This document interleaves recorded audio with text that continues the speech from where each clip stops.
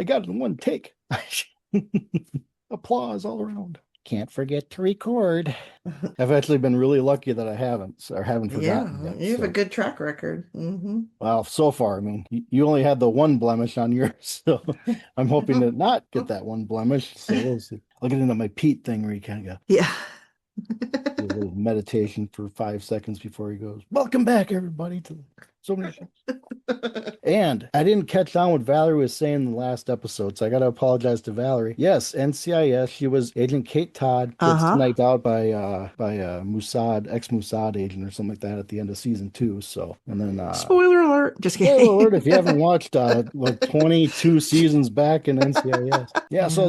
so I apologize to Valerie that I didn't catch on what she was saying in the last episode. I'm sorry, Valerie. All rise. The Lincoln Law Pod is in session. Welcome back to the Lincoln Law Pod, which is a part of so many shows. In this episode, we'll be discussing the Netflix show, The Lincoln Lawyer, Season 4, Episode 5, titled You're the One That I Want, which was directed by Darren Grant and written by Matthew J. Lieberman and Isabella A. Rodriguez. Speaking of the writer Matthew J. Lieberman, please stay tuned until the very end of the podcast, where I'll be in a conversation with Matthew about notable moments from this episode, and we've uncovered some fascinating behind-the-scenes information about it. Things lean Mickey's way when he pulls a rabbit out of his hat for Agent Ruth. Detective Drucker serves a search warrant on Mickey and Lorna. While assisting Mickey on an errand, Bamba disappears, leaving the Lincoln behind. And with Lorna juggling too many things at the firm, she is forced to call an audible.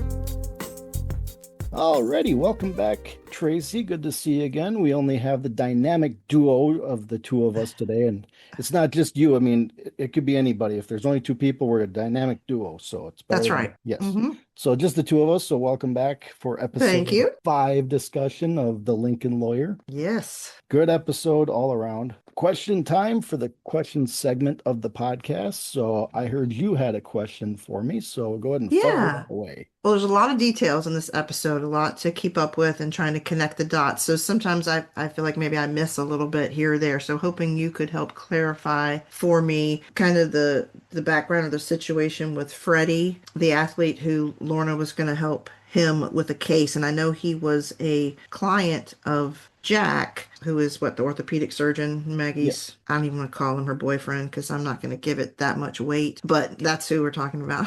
Yes.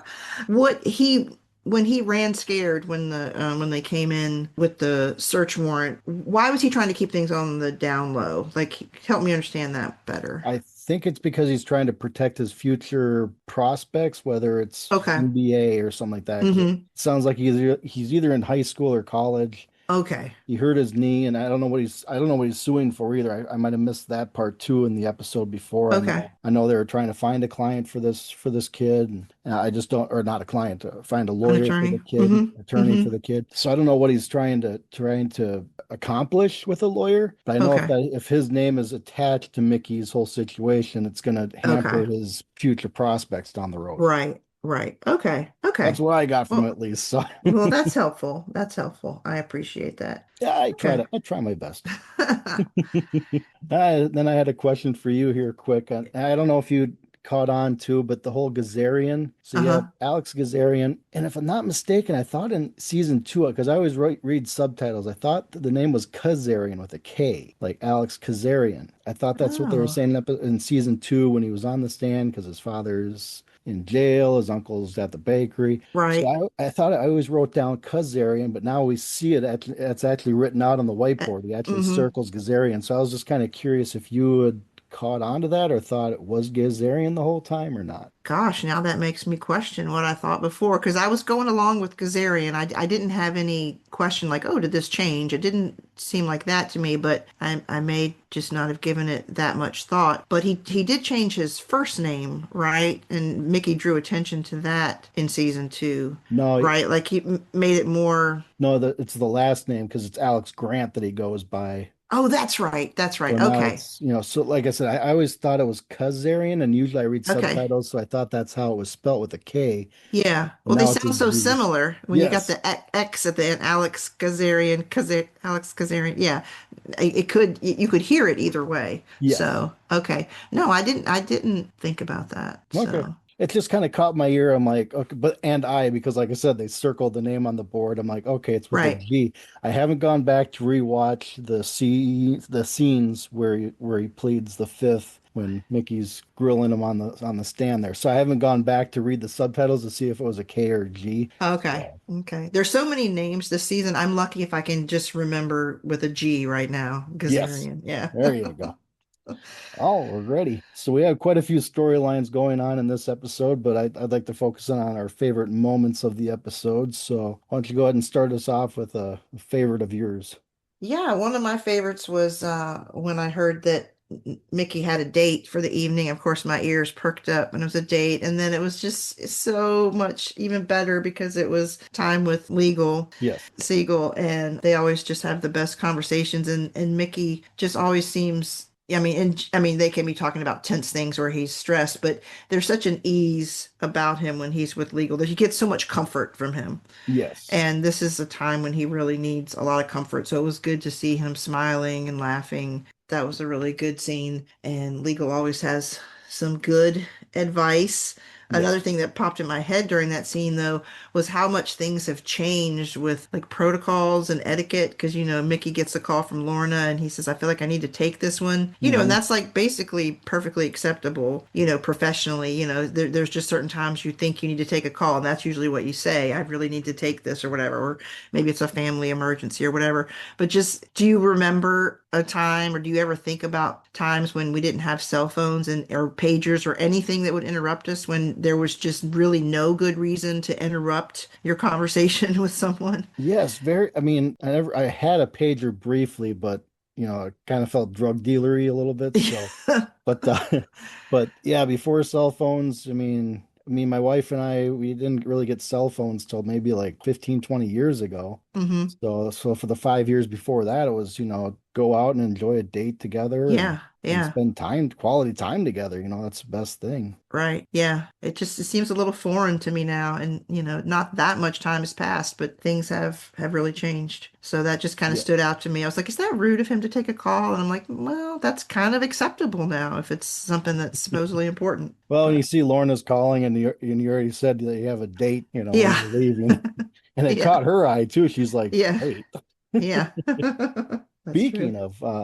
Speaking of that scene, Uh-huh. I just want to let our listeners know that we have I had an interview with Matthew Lieberman, and it's at the end of this podcast, so stay tuned for that. But he actually discusses some behind the scene tidbits with that scene in Mozza there, so stay tuned for that. And speaking of dates, okay, I know I kind of jumping and we're both picking scenes that kind of come up at the end of the episode here, but Yeah. Lorna's whole monologue thing where she's having this breakdown and then she kind of catches her eye that Izzy said Grace, and who's Grace? Do you have a Yeah. new Yeah. girlfress that you're not Uh, telling us about? is And there a secret girlfriend that you that's haven't right, told me secret about? girlfriend. And then she loses her crap. She goes into Yeah. Mickey's office, closes the door, screams very loudly and for quite a while. So it's Yes. that whole monologue where she's like, just, and Cisco was trying to calm her down and tell her it's okay. And she goes, don't Hmm. even start, don't tell me it's going to be okay. Yeah. So that But whole she's talking scene there about was just losing kind her of insane. hair, pulling her hair out, and he's not going to love her. Yes, that's right. So in episode 4, she didn't really have any funny lines, but this episode, she had like 4 or 5 quality good lines, and this whole Yeah. monologue here had a couple of them Yeah. right there. So, yes. And she just slowly walks into the office, just slowly, and then she loses it. And it's not just that she screams, but a lot of people like will be like screaming with their hands in the air, but she does that thing where she's bending over and like it's Yes. just funny. It's just kind of a funny position too. Like she has reached her limit. Yes. So Yeah, I she doesn't forgot know who that. the secret girlfriend is, but they will talk about it. But Yes. When not she's right when now. she's not close to losing her crap, as she said. Yeah. Oh man, fun scene there. That's a good I mean, one. fun scene, but it was also like I said, it was her breaking point for the Yeah, season, But then right. she makes a call to Maggie and Hmm. asks for actually she just asks for help. What can I do? Type What of can thing. I do? What do I do? Exactly. Yeah. That was, and I thought that was very interesting that she never asked her to come on board. Yes. She just said, "What do I do?" And Hmm. I thought that was very, I mean, I guess telling in a way, like she really was willing to do everything she could for Yes. Mickey. Lorna was. She kept trying. She never suggested in any way giving up. She just flat out said, "I need advice. What do I do?" And boy, was I ready for Maggie to step in. Yes. Yes. That those final 5 seconds there is just like, Hmm. oh, let's go. You can't wait Yeah. to start that next Yeah. episode. Yep. Hmm. Your turn, your favorite moment.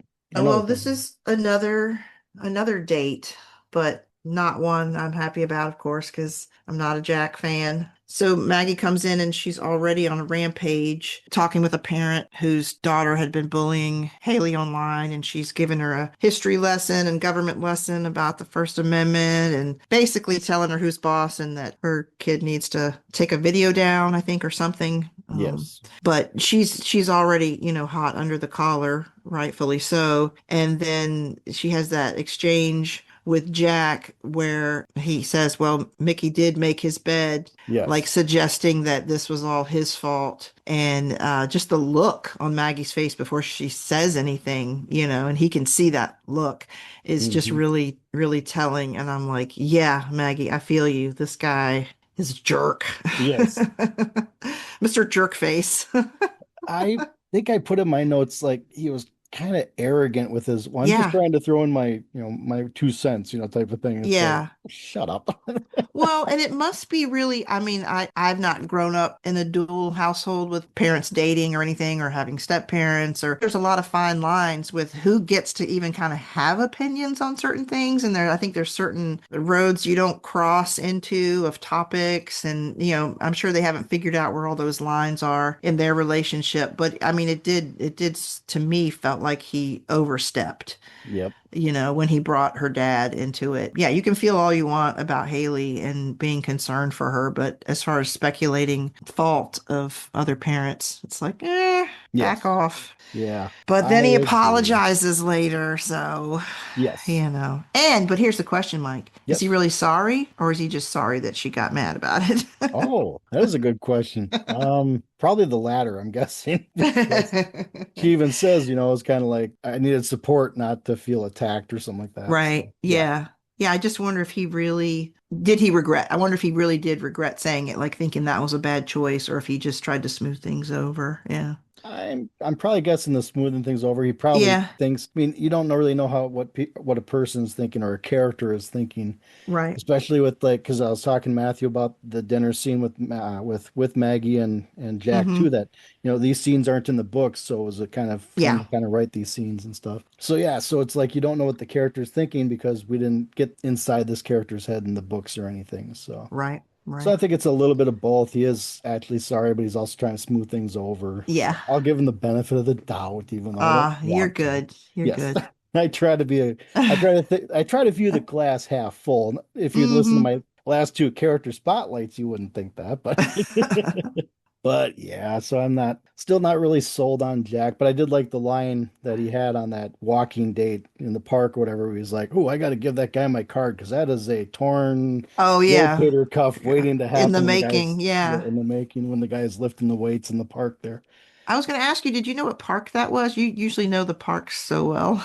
I think that's San Diego Oh, because okay. I That's where they live. think Yeah. Yeah. yeah, that's where Okay. they live. So I'm guessing if they're on a date like that, like the date in the restaurant, I'm pretty sure that was San Diego as well. Okay. I was wondering if that was San Diego or everybody was in LA again for some reason. Yes. Okay, that makes sense. The other favorite moment that I had, number one on my board here, and it was because of the camera shots involved with this scene. And once again, talked with Matthew about it, of course, So Uh-huh. stay tuned towards the end of the podcast where I'll put that in. But it's before the opening where Mickey gets the burner phone from Bamba. He calls up Ruth, or he calls up Yeah. the field office first, saying, I'm a CI. I'm looking for Agent Dawn Yeah. Ruth. And they're like, she's busy at the moment. Can I take a message? He drops the Kirk Lennon name, gets a phone Hmm. call 21 seconds later. But it was the camera shots where you see Agent Ruth's perspective from the building Yeah, looking down at looking him. down at Yeah. him, and he kind of stands up. Hello, hi, over here.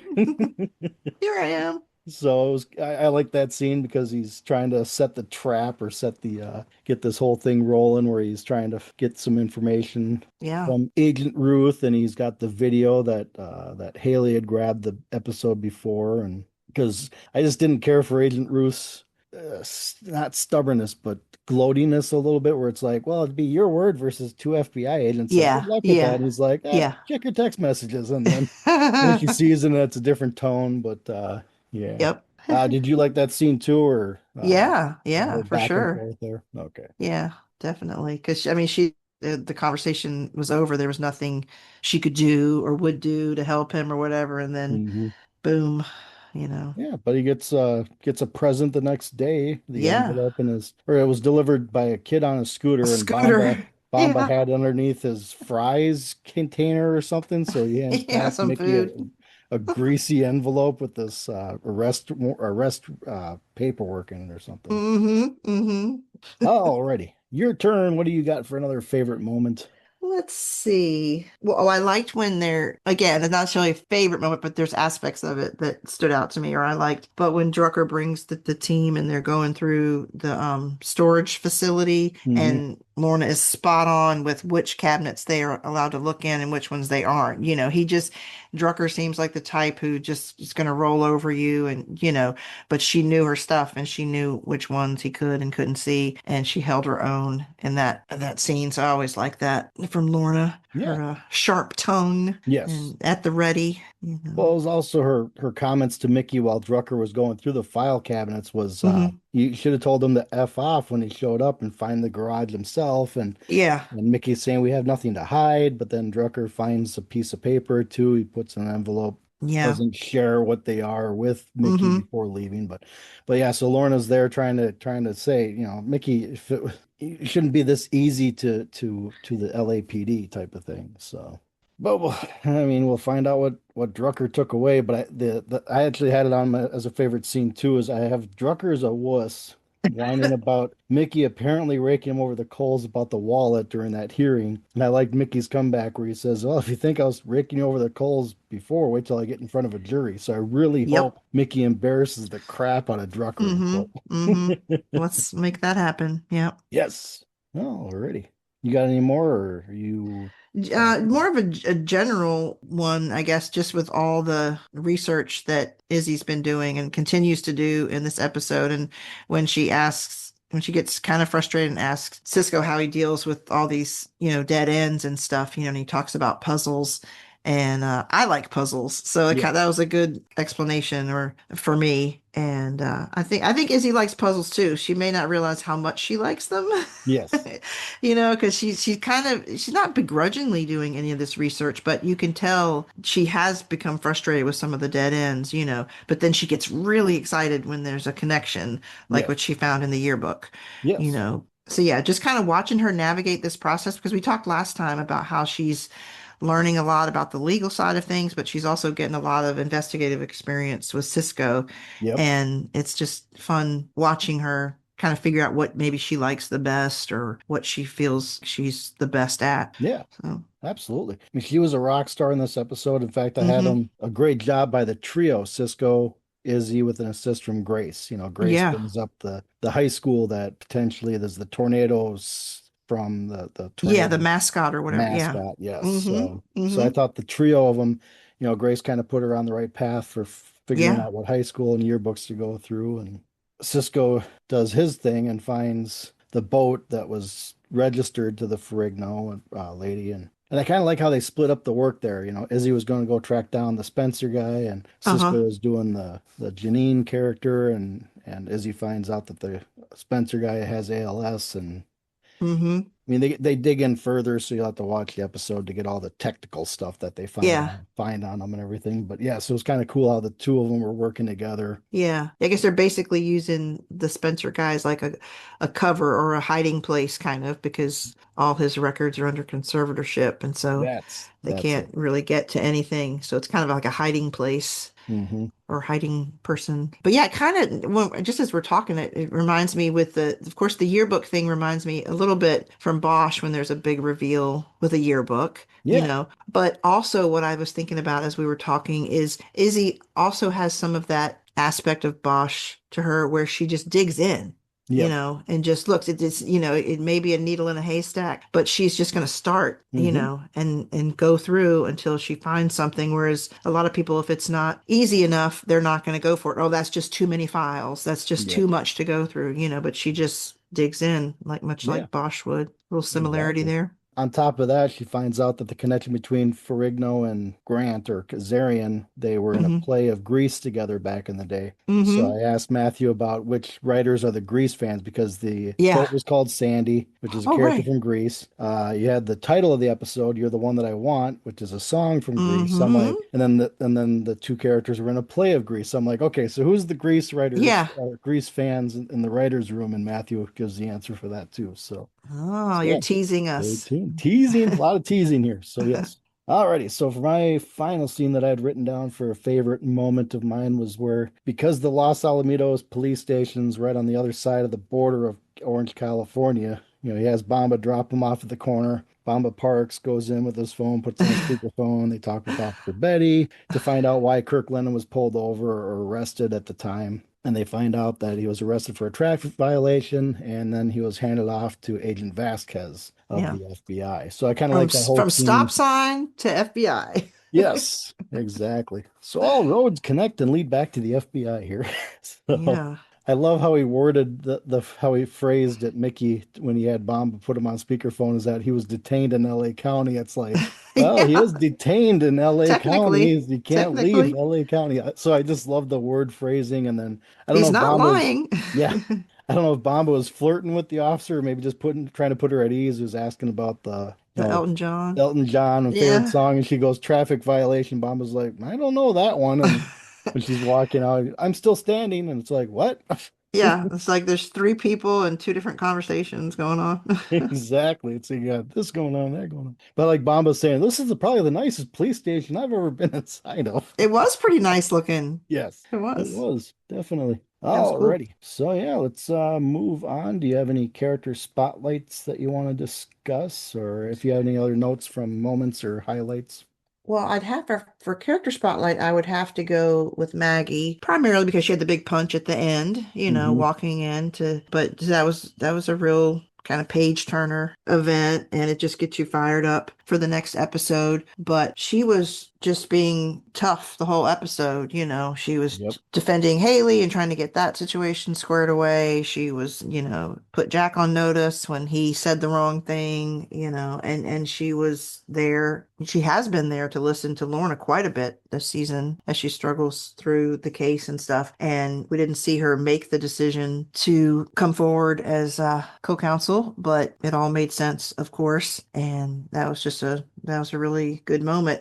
But it leads me to, I did have another question written down for you. I was thinking about Maggie with just, she's just very sharp. She's very smart, Yes. Maggie McPherce, we know that, but we've seen it a lot this season. And then, Mickey with his different style, he's also very smart, but in a very clever way. And he takes a lot of risks, so he's kind of on this other end of the spectrum. Can you imagine having Maggie and Mickey for parents? Oh, And I was just like, what would that be like? I mean, Haley, what is that like? yes. But it kind of just dawned on me that they're both so bright and so intelligent and so good at what they do. And Hmm. not only have they been on different ends of the like legal system for a long time, they have different techniques and different Yep. tactics. They approach things differently, but they're both so strong, like these two Yes. strong personalities. And it's like, what if you had Maggie, who's like Mama Bear, she's going to take care of things tough, and then you have this dad, this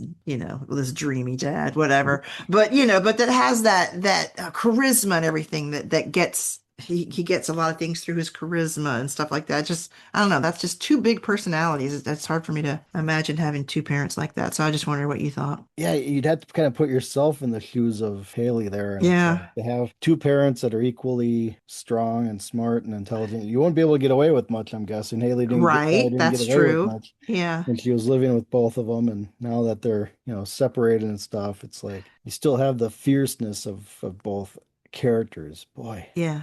that'd be I difficult feel to. like it would be easy to feel maybe overshadowed with two parents like that, but that's the complete opposite. They just Yeah. lift her up so much. Yeah, they're just great about that. It kind of in contrast to Mama Elena, she Yes. definitely overshadows Mickey. So maybe that's something he learned, Yeah. from that relationship. The parents can't just be the stars, Yep. That's good. I like that take. I really do.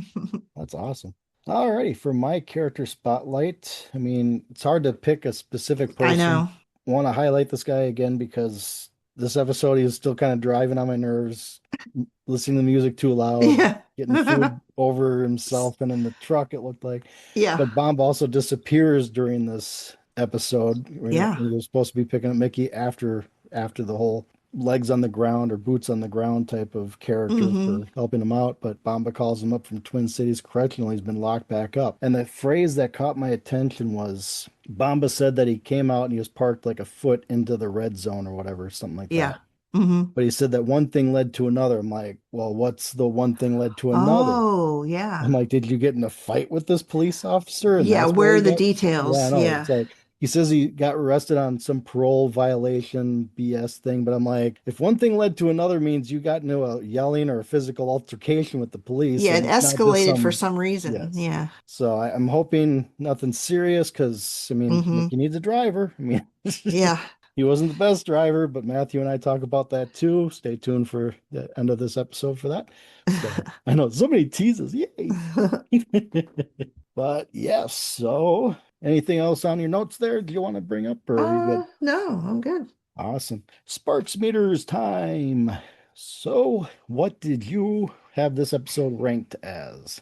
I went with a 4 for this one. Maggie definitely put it over the top with the big moment at the end. That was really exciting. And it was a great episode. Well done. It made me think a lot. I had to, you're trying to connect the dots a lot in this Yes. episode. And so you have to remember names and then remember details. And it's just, you have to work at this one a little Yes. bit. It was still good and it moved the case along, but almost like you were doing your homework in this Hmm. episode. And not that that's a bad thing. I don't mean it like that, but it's a little less on the entertainment and more on the mental Yes. aspect of this episode. Kind of more connecting the dots than Not stuff as like many of the that. relational, emotional scenes and stuff like Yes. that. Yeah, because in season four, you had Maggie having those emotional sit down conversations with three different characters. And so I was kind of torn between a 4.25 or a 4.75. So I think I'm going to split the baby and go right in the middle, like Okay. a judge would. So I'm going to give it a 4.5. What kind of had, I mean, Lorna had some really good one-liners in this episode. She had a really good breakdown. Yes, she had the really awesome breakdown at the end of the episode. It was one of two lines. It was where when Mickey said something about getting information from Agent Ruth, Lorna says, "Oh, you mean threatening an FBI agent? Do you want to go back to jail, Mick?" Type of thing. Yeah. But it was the scene where she's meeting with Freddie, and Freddie is talking about how he's getting all these calls from these billboard lawyers, Yeah. and she Yeah. goes, oh, closes her laptop because she's working on her billboard pictures and says, It's oh, so funny. billboards lawyers are the worst. So I'm going to go with a 4.5 for this episode. Lorna had some really good one-liners. Her breakdown at the end was just epic. So, and then, like you said, we had some connecting the dots here and there. Cisco, Izzy, Grace, kicking butt, getting things figured out. Great episode all around. And now I have to inform the viewers or listeners here. Sorry, we're not a viewing platform, but gotta let the listeners know there's no game time tonight. But we're gonna supplement the game time with my interview with Matthew J. Lieberman. So please stick around for that. It was awesome talking with them, getting some behind the scene tidbits, and I hope you guys enjoy it because I mean I told him right off the bat in the interview, I'm like I was the only one that came up with the questions because I couldn't get a hold of or Tracey had stuff going on and other people had stuff going on. So I was the only one that came up with the questions. So if they suck, it's on me. so, And I'm so sure they do not. yes, I'm hoping they don't. I'm hoping people will go, well, I would have asked it this way. Well, then email me next time. No, I'm just Well, kidding. it's just such a great opportunity to get more details about the episode, and yeah, it's really great that he was able to do that. Yes. Just some great insights that we wouldn't know otherwise. Yeah, absolutely. I mean, Tracey, I think you're on the same boat as me. You love behind the scenes little tidbits, Hmm. so it's nice to hear them. Hmm. So stay tuned for that, and we appreciate you listening. And here's where we'll say our goodbyes and stay tuned for that interview. Good night, everybody. Talk to you on the next one and have a great week.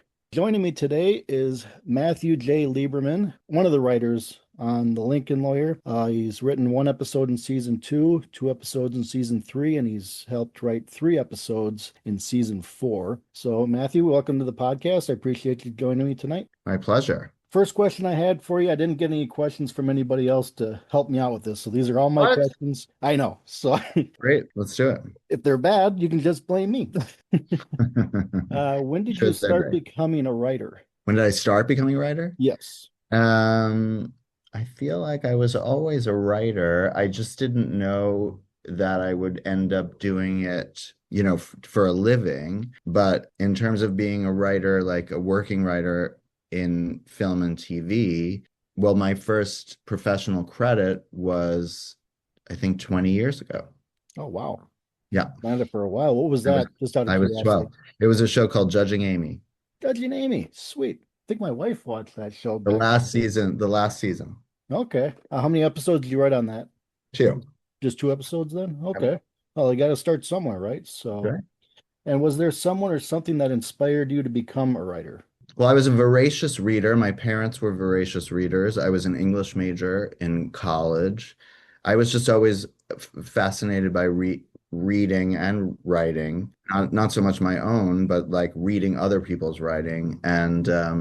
But I can't think of somebody in particular who inspired me to do it. It's funny, I have a cousin who's a writer, but I wouldn't say that she inspired me to do this. So, Well, um, just like you said, I said some things, so reading kind of got you into yes, for that. sure. Okay. Reading and watching movies and TV. I always Yeah. loved both of them. Yeah. That's pretty cool because I watch a lot of TV shows, a lot of movies. I think I wrote something way back in high school, but Yeah. obviously didn't pan out. So, alrighty. So, kind of getting kind of episode specific for some Sure. questions here for you. I know it's been a long time since you guys had written season 4, but I can't remember if we asked you this last year or not. But how were you able to obtain 3 episodes to write for season 4? Well, first of all, Ted and Dalen decide who's writing what. That's Okay.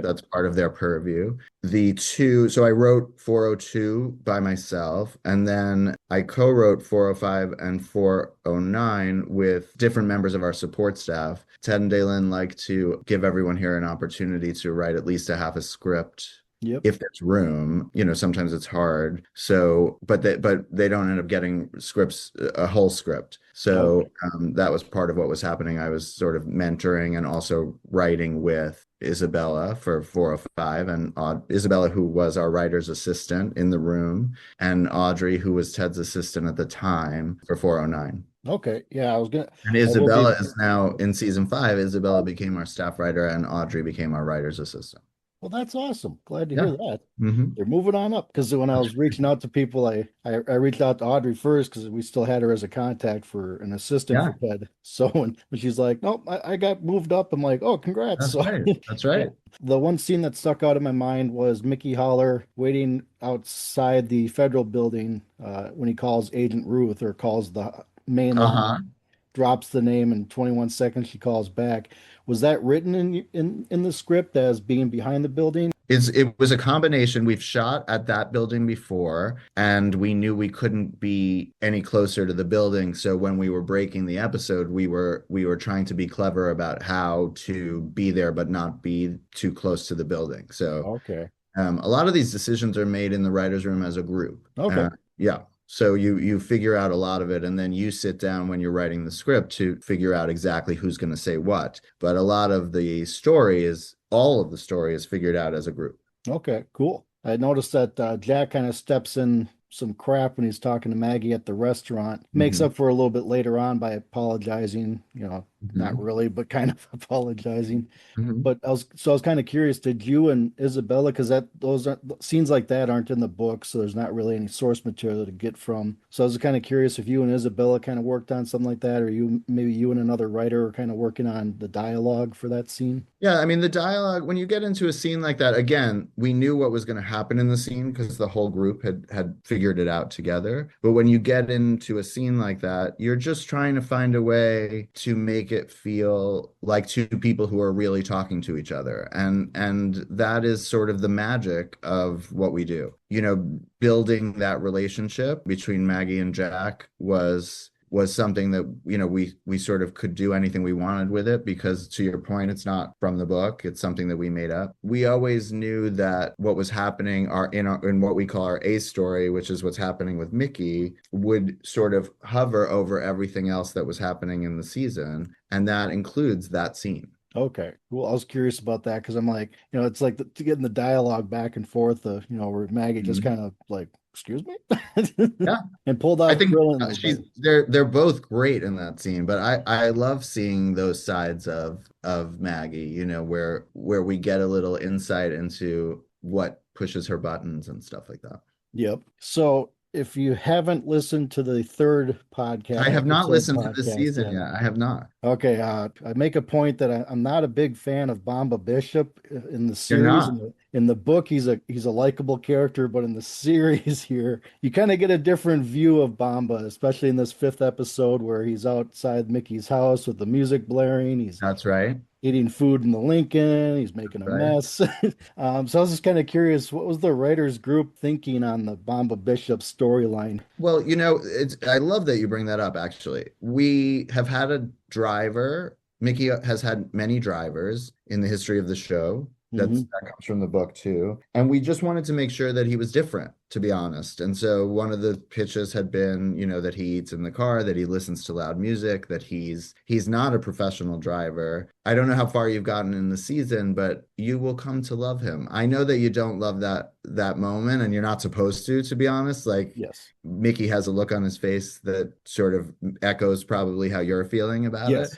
which is what we wanted. We just didn't want it to feel the same as any of the drivers that you'd met before. Yep, I even said that because we had Izzy in season 1 and 2, who was Right. a rock star. We had Eddie in season 3, and you guys kill him off. So it's like, so then we get this. But I liked it. I like how you said it here because yeah, we've had rock stars for drivers. Yeah. So let's see the other side. I like that. I love the storyline where Mickey with the ankle bracelet can't leave Los Angeles County. And I liked how you guys set up for Bamba to go into the Los Alamitos police station, which is right across the street Right. from Orange County territory. Once again, not in the books. I was curious, was that a group decision or did Well, you we involve for knew, that? in the book, it's funny because in my experience here, we sort of have drifted further away from the books each time we do it for various reasons. I mean, we love the books, we love Michael, but so, as our world grows, we have to change some things. In this one, in the book, he's really in jail for a really long period of time, which we knew we didn't really want to do. And so, yeah, so we had some freedom to play with what the parameters were of his bail. And we purposely wanted this to be right on the border because we thought that was fun. So Yeah. we researched to find out where that would be. And we just thought it was clever that Mickey thinks like, I can make Bamba do this, and then it sort of backfires, but not in the way that you think it's going to backfire. Yep. Yeah. Yeah, I like that scene because he's standing right out in the corner and Uh-huh. basically says Bamba put the phone on speakerphone so he can talk to the. I'll tell you a funny story is that we were standing, that's a pretty big intersection, right where we say it is. We try really hard. I've told you this before, Mike, but we try really hard to say where we are and really be shooting where we really are. So we were on this big intersection outside of a Starbucks, and real people kept driving by and recognizing Manuel, who plays Mickey, and like stopping and wanting to take pictures and stuff of him because he was standing there on that street corner. Yes, So that was fun. Yeah. that's funny because yeah, I forget about you don't think about traffic or if you don't shut down the whole block, but if you said it's as busy it is, you can't really just shut down a busy Well, and intersection. you certainly, even when you do shut down to shoot, you usually you can't shut the road down permanently. So you're stopping for a minute and then you're letting people through. Okay. Yeah. That's pretty cool. I like that. I like the fact that aerial shots, stuff like that too. Yeah, So, yeah. speaking of which, I don't know if maybe I'm hoping to ask some other people too, but the filming of Agent Ruth's Uh-huh. perspective from the building, was that done by a drone shot then? It's not done by a drone shot. That was a really tricky shot because we didn't shoot in that building. So we had to, it's like a visual effects trick. I can't really explain that to you. Okay. We shot it and then changed the perspective after. Okay.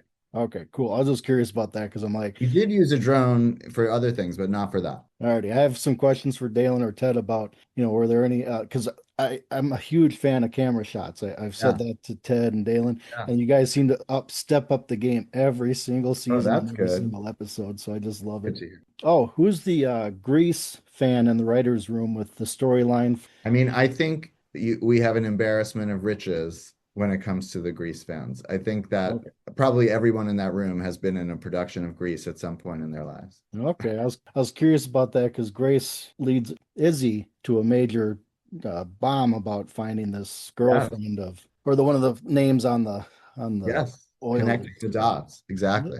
Yeah, so it's kind of cool. I love Grace's character this season. Oh, I good. gotta say, I love the fact that Izzy got a girlfriend this season that's really Uh-huh. supportive of her, and they seem to be in the same field too as well. So it really kind of plays Well, we out. wanted that. We wanted them to be able to not be siloed and only when we see Grace only be talking about them. So it makes it easier to integrate her into story. Yeah, and I appreciated that because we've seen Izzy have a hard time these That's first right. three We have. We seasons. did not want to do that again. Yes, so I'm really glad that she's hopefully found the next one for her. So I can't answer that. yeah, We shall see. we shall see. Fingers crossed for those two. Right. And then the scene inside of Moza with Mickey and Legal. Yeah. I don't remember Legal being in the book, and I like how the fact that you guys are kind of getting away from the books. But every time I see Legal Seagull, love seeing him in a scene. So I was just kind of curious if what played into that scene there, other than him giving Mickey a warning and then Lorna calling him to interrupt their meal about the Yeah. potential. Well, first of all, that's Nancy Silverton. That's her restaurant, Osteria Mozza, where we shot it, which is what we say we're doing. She's the one who brings the food over to the table. Oh, nice. So that was really fun to have her do a cameo and to be able to shoot in that restaurant. It's a great restaurant and we all love it. And I think she was a fan of the show and that also helped arrange that.